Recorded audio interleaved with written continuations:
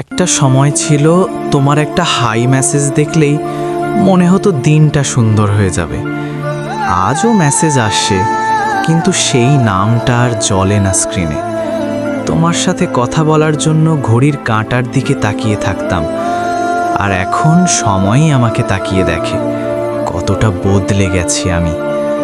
ভেবেছিলাম ভালোবাসা মানে দুজন মানুষ একসাথে পথ চলা, কিন্তু বুঝলাম কেউ কেউ শুধু পথ চিনিয়ে দেয়, হাঁটার জন্য পাশে থাকে না।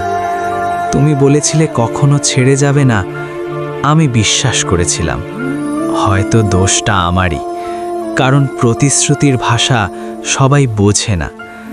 এখনো রাত হলে মাঝে মাঝে মনে হয় একটা মেসেজ আসবে, কেমন আছো?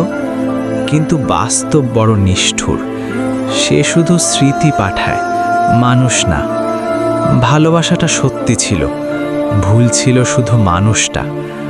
আজ আমি হাসি, কথা বলি, মজা করি, কিন্তু ভিতরের মানুষটা জানে কিছু জায়গা কখনো ভরে না।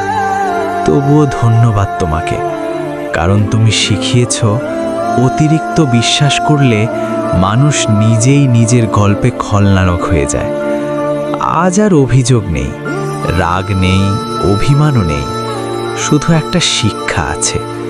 সবাই পাশে থাকার জন্য আসে না, কেউ কেউ আসে ছ্যাঁকা দিয়ে শক্ত বানানোর জন্য।